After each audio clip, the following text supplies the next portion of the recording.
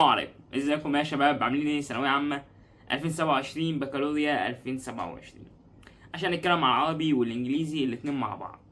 تمام، بس قبل ما نبدأ، ليه بقالي اسبوع ما نزلتش؟ القناة بلعت بسم الله ما شاء الله، يعني وقف ارباح ووقف ريتش ووقف كل حاجة. فهنعمل ايه؟ هنعمل قناة جديدة عادي كده عادي، وهسيب لك اللينك بتاعها في البايو، وهتلاقي اصلا معمول شراكة معايا مع القناة دي علشان نحول عليها. تمام. تعالوا نخش على العربي والانجليزي. هنمسك اول ماده حبيبه الجماهير الانجليزي. اول حاجه كتاب الشرح. تعتمد على كتاب الشرح ايه؟ خلي كتاب الشرح بتاعك من اول السنه لحد اخر السنه هو كتاب واحد عشان تذاكر منه في اول السنه، في المراجعه لو انت عليك امتحان في الدرس، في المراجعه في نص السنه، في المراجعه اخر السنه، في ليالي الامتحان. هو كتاب واحد، سواء كتاب خارجي او مذكره المصري. هتقول لي طب لو عايز اجيب كتاب خارجي، فكتاب العمالقة يعتبر كشرح، هو أصلا كتاب شرح وحل. كتاب العمالقة في الشرح أكتر كتاب منظم. تمام. ده كده بالنسبة للشرح. طب هتذاكر ازاي؟ الإنجليزي عندنا كلمات وجرامر وقطع. تمام، كلمات وجرامر وقطع، ده الأساسي. تيجي تقول لي القصة، وعندي القصة وعندي الباراجراف. هنتكلم على كل حاجة لوحدها. أول حاجة الكلمات. أنا عن نفسي كنت بحفظ الكلمات ورقة وقلم، ورقة وقلم، واقعد احفظ كلمات، اقعد احفظ الكلمات ورقة وقلم. واحد تاني بعرفش يحفظها ورقة وقلم، بيعرف يحفظها بالنظر، احفظها بالنظر. كده كده السبيلنج انت مش بتحتاجه في الحل، كده كده الكلام مكتوب قدامك وانت بتختار، فالسبيلنج مش اهم حاجة وانت بتحفظ. عشان كده برضو لو انت بتعرف تحفظ بالنظر فده هتبقى مميزاك شوية، هتعرف تحفظ في وقت كتير وتوفر وقت عن اللي بيحفظ ورقة وقلم. تمام. ده كده بالنسبه للكلمات. تقول لي برضه يعني احفظ من اول السنه؟ يستحب والله تحفظ كلماتك من اول السنه عشان ما تجيش في نص السنه تقول لي انا حفظتش كلمات، اعمل ايه في الكلمات وما اعملش ايه في الكلمات. تمام. اهم الكلمات اللي تركز عليها او بيبقى كده في اول الوحده. في الكلمات بتلاقي كده مربع كده عباره عن مثلا بتبقى 15 كلمه 16 كلمه، ده بيبقى اهم كلمات الوحده. تبقى الوحده مقسومه على جزئين 1 و 2 3 و 4، 15 هنا و15 هناك. والكلمات اللي لها تعريفات دي اهم الكلمات اللي انت تركز عليها في الحفظ. ده كده بالنسبه للكلمات. بالنسبه للجرامر، فانا بحب الجرامر بالذات ااكد فهمه بالحل، مش اللي انا احفظ القواعد والحاجه، يعني مش الاساس. يعني انا مثلا بعد ما احفظ القواعد مش بعتمد عليها، بعتمد عليها على الحل. يعني اسمع الجرامر واحل وبعدين اذاكر وبعدين احل الكتاب التاني. تسمع الجرامر، تحل كتاب، وبعدها تحل الكتاب ده، تذاكر الجرامر وتحل الكتاب التاني. فهمت قصدي؟ نفس اللي كنت بقوله لك في الاحياء. تسمع الاحياء، تحل كتاب اللي هو الامتحان عشان هو اسهلهم، بعدين تذاكر تعرف اللي انت موقعه، وبعدين تحل الكتابين الصعبين التانيين. نفس الكلام الانجليزي. تسمع الجرامر، تحل كتاب، وبعدين تذاكر الجرامر، وبعدين تحل الكتاب التاني.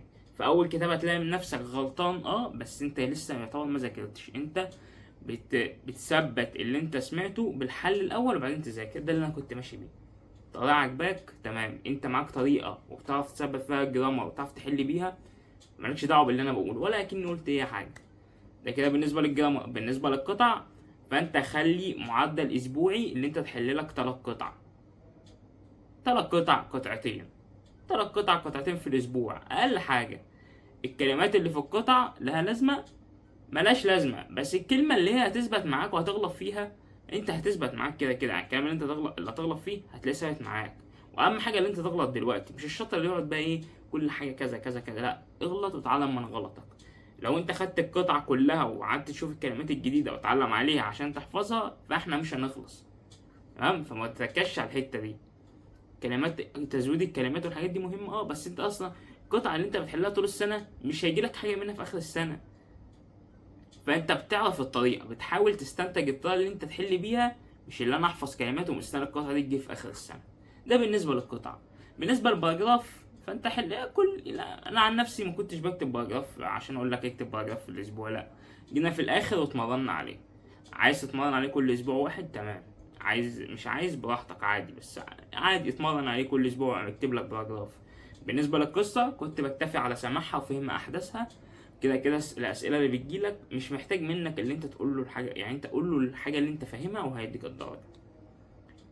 انت فاهم فاهمها كده اهو، انت بس افهم الاحداث في دماغك، تكون عارف ترتيب الاحداث يعني ايه، فاهمها بالعربي. احفظ يعني، خلي واحد يشرحها كده، مش فاتح لك الكتاب بتاعه ويقراه، لا، واحد قدامك من غير اي حاجه بتتشرح عليها، لكنه بيقولها لك كقصه وانت هتفهمها، هي اسمها قصه، فهو محتاج يروها لك اكنها قصه. ده نفس الحوار برضه في قصه العرب، هما مستر محمد صلاح بيعمل كده، ومستر عبد الحميد حامد بيعملوا كده. يعني لو انت بتاخد مع حد فيهم، تمام. ده كده اهو بالنسبه للقصه، بالنسبه للقطع، بالنسبه للجرامر، بالنسبه للكلمات. اعتقد خلاص يعني. بالنسبه للترجمه، فالترجمه تمام، اي حد بيحلها. تخش على المدرسين، المدرس اللي انت بتفهم منه كمل معاه. طب سنتر ولا اونلاين؟ في الانجليزي بالذات السنتر يعتبر احسن عشان حفظ الكلمات وتسميع الكلمات، ولو حابب تسال في حاجه غير كده تيجي تقول لي طب والله انا باخد مع كذا ومع كذا، اللي انت بتفهم منه كمل معاه. انت في شهر 8 جرب عشان تعرف انت بتفهم مع مين. تيجي تاخد مني معلومه بقى اما تبقى في شهر 1 مثلا وتلاقي نفسك اتزنقت، يقول لك مستر عبد الحميد خد معاه. امال دلوقتي انت جرب المدرسين كلهم منزلين على اليوتيوب، جرب وشوف مين احسن، مين اللي انت بتفهم منه، مين اللي انت بتسمعه، وبعدين تعرف تحل بعدين. ده كده بالنسبه للمدرسين. بالنسبه للكتب، كتاب المعاصر وكتاب العمالقه ومذكره المستر، تمام، التلاته هم. ده كده بالنسبه للانجليزي. هنتكلم دلوقتي على العربي بس بعد كوبايه الشاي. اول حاجه عايزين نتكلم على جزء مهم، وهو فيديوهات الحل بتاعه الواجب. اقول لك حاجه، انت بعد ما سلمت الواجب، انت مثلا غلطت في سؤالين من اصل 50، من اصل 60، غلطت في 3، غلطت في 4، ما تقعدش تسمع لي 60 سؤال تيجي تقول لي المستر بيقول حاجه جديده في الشرح في الحل. والله ما هيقول لك حاجه جديده، مش هيقول حاجه جديده. انت خلاص انت حليت وفاهم. حليت 60 وغلطت في 4، معنى كده انت حليت 56 صح، معنى كده ان انت فاهم انت ازاي حليت ال 56، معنى كده ان انت مش محتاج تحدي يفسر لك ال 56 سؤال دول تاني، انت محتاج يتفسر لك الاربع اسئله، الخمس اسئله اللي انت غلطان فيهم. اسمع الخمس اسئله او الاربع اسئله اللي انت غلطت فيهم بس، ما تروحش تسمع لي ال 60 سؤال كامل تيجي تقول لي مفيش وقت. ما هو هتلاقي حل ساعه ونص، الاربع خمس اسئله دول هم 10 دقايق، ليه اسمع الساعه ونص؟ ما الساعه وتلت دول احل كتاب كمان، اهو ده الوقت اللي بيتوفر اللي انت تعرف تحل بيه زياده. تمام، تعال نخش على العربي. اول حاجه العربي عباره عن ايه؟ نحو وبلاغه وقراءه ونصوص وتعبير. تمام. قراءه ونصوص معتمده عليك، معتمده ان انت تحل من اول السنه، تتدرب من اول السنه، تعرف نمط الاسئله، تعرف ازاي تفكر، يعني طريقه ليك خاصه اللي انت تحل بها الاسئله. قراءه ونصوص معروفه، ما فيش بقى اللي يجي تقول لك اسمع شرح قراءه.